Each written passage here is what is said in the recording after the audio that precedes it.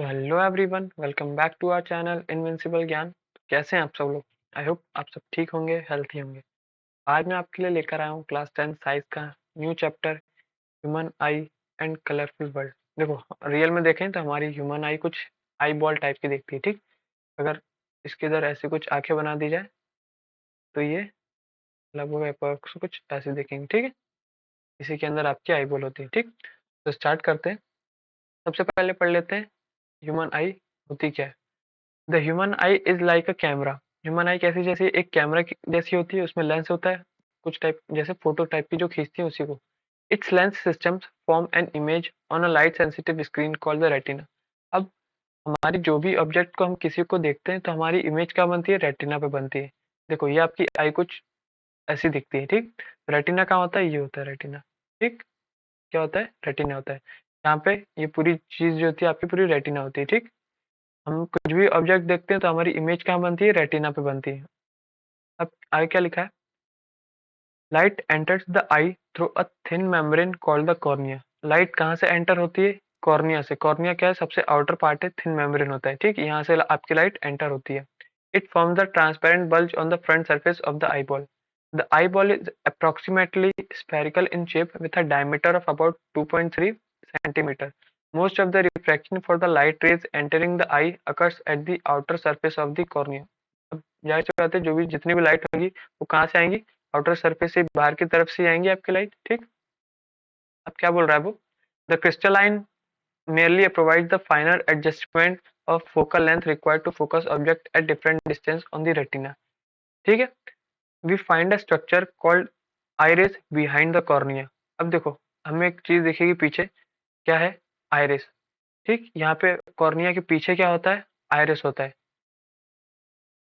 It iris is a dark muscular diagram that control the size of the people. Iris क्या काम करता है, iris एक दूसरी चीज होता है हमारी पीपल, ठीक। इसका जो है वो साइज कंट्रोल करता है। जैसे कि मैं अगर आपको एकदम शुरू पे ले जाऊं तो देखो, आइरिस क्या कंट्रोल करता है, ये जो पीपल है आपका, छोटा सा जो पीपल है, ये देखो कॉन्ट्रैक्ट हो रहा है, रिलैक्स हो रहा है ना, इसके साइज को वो कंट्रोल करता है, ठीक। ये जो सबसे छोटी वाली आग दिख रही है ना, तो ये बड़ा हो रहा है, छोटा हो रहा है, तो इसके साइज को वो कंट्रोल करता है। कौन कंट्रोल करता है, आपका iris. The pupil regulates and control the amount of light entering the eye. अब प्यूपल का क्या काम होता है भैया, प्यूपल का काम होता है कि हमारी आंखों में कितनी लाइट जाए। जैसे बहुत तेज मान लो रोशनी आती है तो हमारी आंख बंद सी हो जाती है, ठीक। तो कौन काम करता है, प्यूपल, ठीक। अब हमारे को नहीं दिखता है तो हम थोड़ी आंख ज्यादा बड़ी करते हैं ताकि रोशनी ज्यादा है, ठीक। कुछ इसी प्रकार से। अब आगे क्या बोल रहा है वो, the eye lens forms an inverted real image of the object on the retina. हमारी आंखों में कैसी इमेज बनती है, हमारी आंखों पे यहाँ पे कैसी बनती है, रियल बनती है और इन्वर्टेड बनती है। मान लो इसने किसी पत्ती को देखा, अब इस इमेज कैसी बन रही है, रियल। रियल मतलब जैसी पत्ती है वैसी तो बन रही है, बस कैसी बन रही है, उल्टी बन रही है, ठीक। कहाँ पे बनती है, रेटिना पे। कहाँ पे इमेज बनती है, रेटिना पे, याद रखिएगा। फिर क्या बोल रहा है, the retina is a delicate membrane having enormous number of light sensitive cells. The light sensitive cells get activated upon illumination and generate electrical signals. These signals are sent to the brain via the optic nerves. अब क्या होता है कि भैया retina के पास ना बहुत सारे इलेक्ट्रिक सिग्नल्स होते हैं, ठीक। जो कि कहाँ से आते हैं, वो नर्व से होते हुए ब्रेन तक जाते हैं। ब्रेन को मैसेज जाता है, तब वो पता लगता है उसको कि कौन सा ऑब्जेक्ट है, ठीक है। आगे बढ़ते हैं। देखो, बात क्या समझ में आई कि सबसे पहले क्या होता है, कॉर्निया होता है, ठीक। कॉर्निया से लाइट आती है, फिर उसके बाद आइरिस होता है। आइरिस क्या करता है, pupil size of pupil control करता है, प्यूपल का साइज कंट्रोल करता है। प्यूपल क्या करता है कि हमारे आंखों में कितनी लाइट आए उसको कंट्रोल करता है। उसके बाद क्या होती है, लेंस होती है जो कि हमारे ऑब्जेक्ट को देखती है। ऑब्जेक्ट की इमेज कैसी बनती है, रियल एंड इन्वर्टेड बनती है। कहाँ बनती है, रेटिना पे। बनने के बाद कैसे पता पड़ता है कि क्या चीज है, वो जो नर्व सेल्स होती हैं, इलेक्ट्रिक सिग्नल भेजते हैं नर्व से जाती है ब्रेन में, ब्रेन को मैसेज पहुंचता है, तब हमें पता पड़ता है, ठीक है। अब हम आगे थे, पावर ऑफ अकोमोडेशन पढ़ते हैं क्या होता है।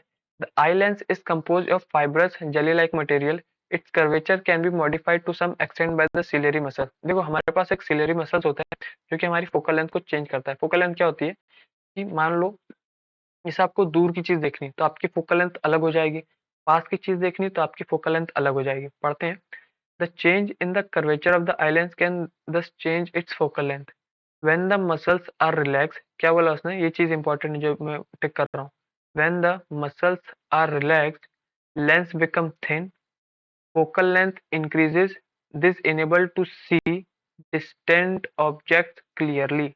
मतलब कि उसने क्या बोला, हमारी जो सिलरी मसल्स है वो क्या, वो किसके लिए है, वो भैया फोकल लेंथ चेंज करने के लिए।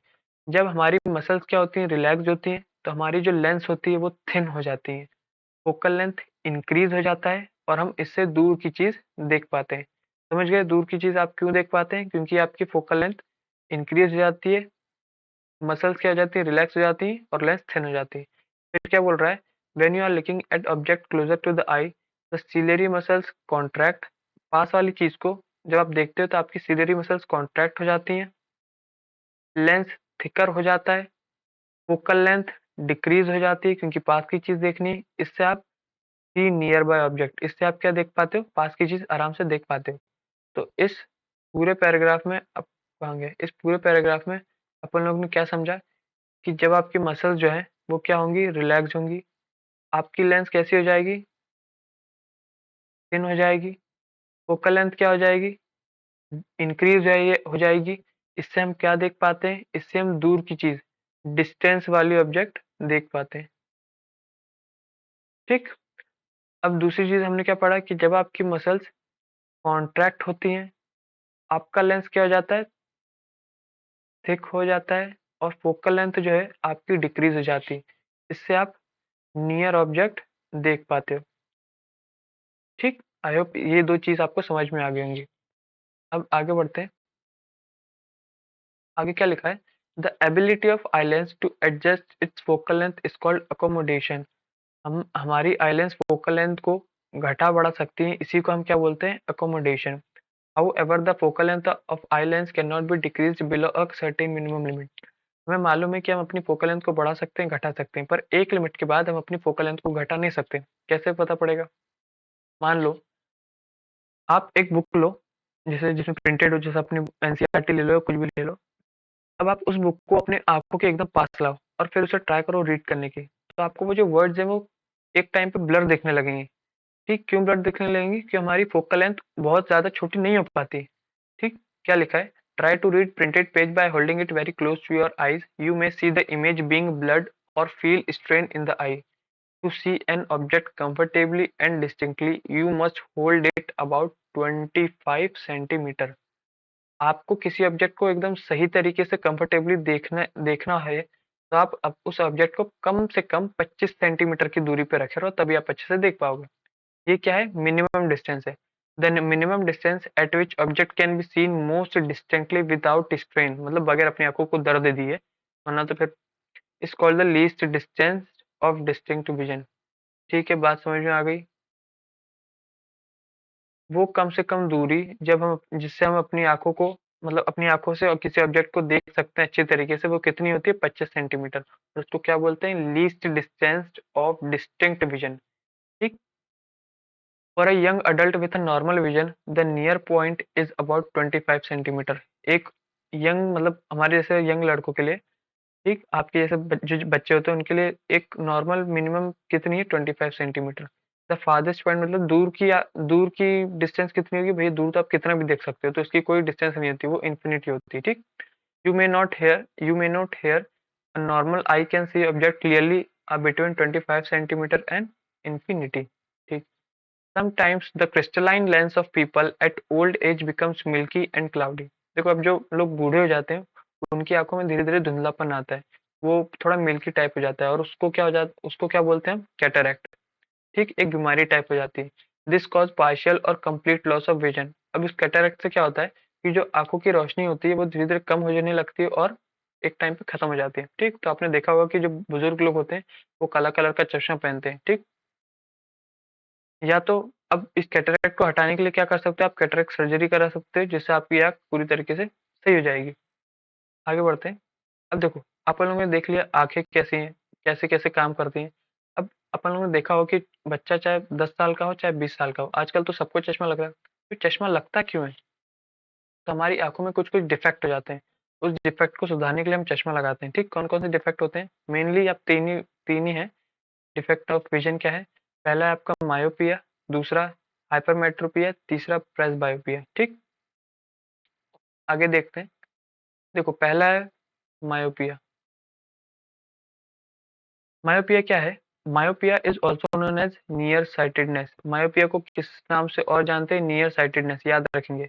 A person with myopia can see nearby objects clearly but cannot see distant object distinctly। मतलब कि जिस भी आदमी या इंसान को, बच्चे को मायोपिया होगा, वो पास की चीज तो देख लेगा पर दूर की चीज नहीं देख पाएगा। ठीक, can see nearby object but cannot see distinct object. ठीक, ये होता है मायोपिया। क्यों? अच्छा देखो, अब डायग्राम के हिसाब से देखें तो अगर कोई नॉर्मल विजन होगा, जिसकी आंख सीधी सादी सही खासी अच्छी खासी होगी, तो किसी भी ऑब्जेक्ट को देखेगा तो उसकी इमेज कहाँ बनेगी? रेटिना पे। हमने क्या पढ़ा था शुरुआत में, किसको हम क्या बोलते हैं? रेटिना बोलते हैं। ठीक, रेटिना पे बनेगी। मायोपिया जिसको होता है तो उसकी इमेज रेटिना पे नहीं बनती, वो रेटिना से पहले बन जाती, इसलिए उसको सही से नहीं दिखता है। ठीक, ये मायोपिया की कंडीशन है। अब उसको सही करने के लिए हम एक लेंस लगाते हैं जिसकी वजह से इमेज वापस रेटिना पे बनने लगती है। ठीक, तो इमेज कहाँ बनती है? Front of retina. जिसको मायोपिया होता है उस पे वो इमेज कहाँ बनने लगती है? रेटिना से पहले बनने लगती है। ये डिफेक्ट क्यों होता है? क्योंकि excessive curvature of eye lens हो जाता है और हमारी जो आई बॉल होती है वो ज्यादा इलोंगेट हो जाती है। इस डिफेक्ट को कैसे सही किया जा सकता है? एक लेंस लगा के जिसका नाम है कॉनकेव लेंस। कॉनकेव लेंस कैसे दिखता है? हम पढ़ चुके हैं इसके बारे में, लाइट रिफ्लेक्शन रिफ्रैक्शन में बहुत बहुत अच्छे से पढ़ा है हमने कॉनकेव लेंस और कॉन्वेक्स लेंस को। अगर आपने नहीं देखा है तो प्लीज उसे जाके जरूर देखिएगा। ठीक, ये लगा के हम इस डिफेक्ट को सही कर सकते हैं। तो देखो, अब समराइज करूं मायोपिया को, तो मायोपिया क्या है?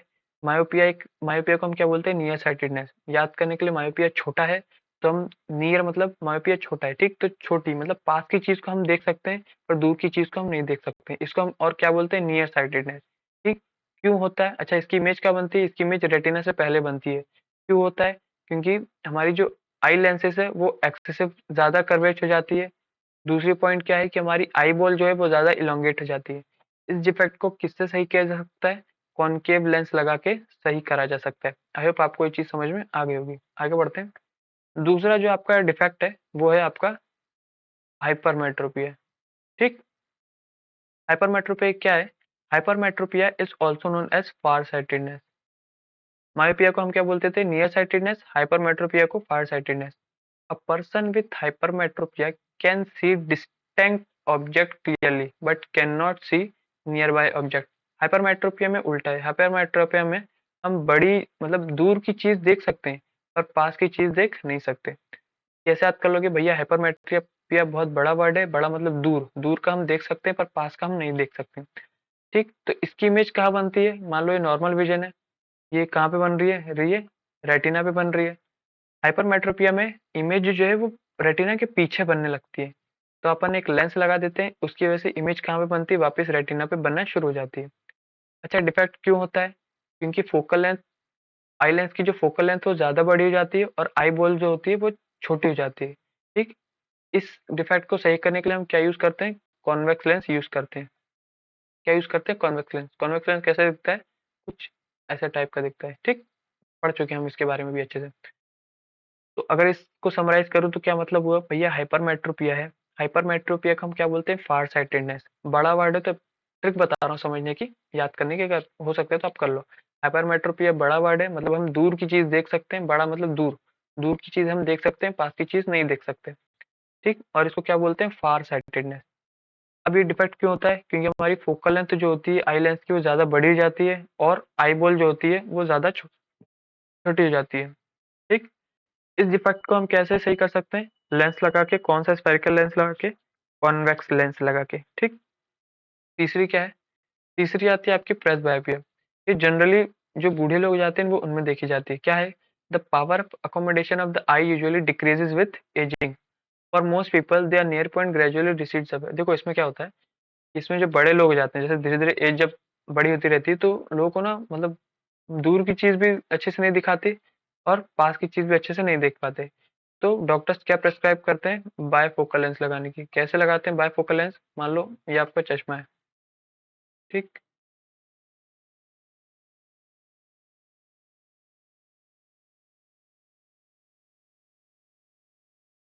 अच्छे से बना रहा हूँ। ठीक। तो ये ऊपर का कौन सा लेंस लगा देंगे, कॉनकेव, और नीचे का एक छोटा सा चीज क्या लगा देंगे, कॉन्वेक्स। ठीक। तो ये ऊपर है ये आपका कॉनकेव के लिए लग जाएगा, और नीचे जो है वो कॉन्वेक्स के लिए लग जाएगा। ठीक है, ताकि आप दूर का भी देख सको और पास का भी देख सको। अच्छा, हम कैसे पता वो कॉनकेव कॉन्वेक्स में कौन सा? देखो, हमने पढ़ा था कि भैया जो मिरर से देखो, हमने पढ़ा था कि कॉनकेव जो होता है वो कन्वर्जिंग होता है, तो उसका उल्टा कॉन्वेक्स क्या होता है, कन्वर्जिंग होता है।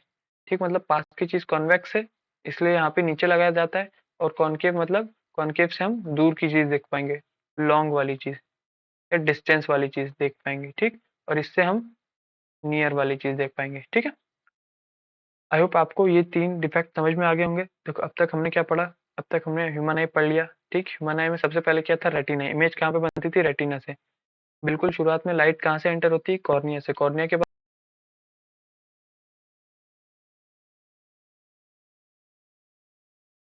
लाइट कितनी एंटर होगी वो कंट्रोल करता है कौन, प्यूपल। इमेज कहाँ बनती है, रेटिना पे। कैसी इमेज बनती है, रियल और इन्वर्टेड होती है। फिर ठीक, प्यूपल के बाद क्या लगा होता है, लेंस। फिर इमेज कैसी क्या है कौन बता करता है, तो बहुत सारे सेल्स होते हैं, वो नर्व से होते हुए हमारे ब्रेन में जाते हैं। ब्रेन हमें बताता है कि कौन सी ऑब्जेक्ट है, कैसा इमेज बनेगी।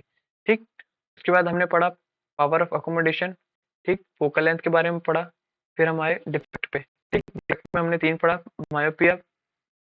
अच्छा हाँ, हमने एक और चीज क्या पढ़ी थी कि भैया देखो, मैंने इधर लिखा भी हुआ है कि अगर मसल्स रिलैक्स होंगी तो लेंस आपकी थिन हो जाएगी, फोकल लेंथ इंक्रीज हो जाएगी, तब आप दूर की चीज देख पाओगे। फिर मसल्स आपकी जब कॉन्ट्रैक्ट होंगी, लेंस थिक हो जाएगा, फोकल लेंथ डिक्रीज होगी, तब आप पास की चीज देख पाओगे। ये बहुत इंपॉर्टेंट है, फिर से बता रहा हूँ। ठीक है। हाँ, दूसरी चीज क्या इंपॉर्टेंट है कि least distance of distinct vision कितना आता है, 25 सेंटीमीटर। ये पूछा गया है इसलिए बोल रहा हूँ, रट लेना 25 सेंटीमीटर। ठीक, फिर हमने 3 टाइप के डिफेक्ट्स पढ़ लिए, मायोपिया, प्रेस हाइपरमेट्रोपिया और प्रेसबायोपिया में। मायोपिया का करेक्शन क्या है, कॉनकेव लेंस। हाइपरमेट्रोपिया का कॉन्वेक्स लेंस। और प्रेसबायोपिया का बाइफोकल लेंस, जो कि कुछ आपके सामने डायग्राम में जैसा बना हुआ है। ठीक है। ठीक, तो आई होप अभी मैंने आपको जितना पढ़ा है आपको समझ में आया। अभी इसके बहुत सारे आगे भी टॉपिक बचे हैं, जैसे रिफ्रैक्शन, लाइट थ्रू प्रिज्म, और बहुत सी चीज़ें बची हैं, तो हम इसको कल पढ़ेंगे। मुझे लगता है आज के लिए इतना ही सही है। बाकी जो आगे के ह्यूमन आई के जो टॉपिक हैं वो हम करेंगे। तो आई होप आपको चीज़ें समझ में आई होंगी। नहीं समझ में आई होंगी तो प्लीज़ कमेंट करिएगा, जो चीज़ गलती होगी वो उसे भी बताइएगा, मैं अगली वीडियो में उसे सुधारूंगा। और तब तक के लिए इसको रिवाइज करिए। थोड़ा बहुत नहीं समझ में आया तो देखिए, लाइट रिफ्लेक्शन मैंने जो रिकॉर्ड करके चैनल पर डाला है, आप एक बार उसे देख लीजिए, तो आपको जो लेंस वाली चीज़ें वो अच्छे से समझ में आने लग जाएंगी। ठीक, तो आज की सभा में यही समाप्त करता हूँ। कल हम फिर मिलेंगे नई वीडियो के साथ, इसी चैप्टर को आगे कंटिन्यू करेंगे। तब तक के लिए पढ़ते रहिए। जय हिंद, जय भारत।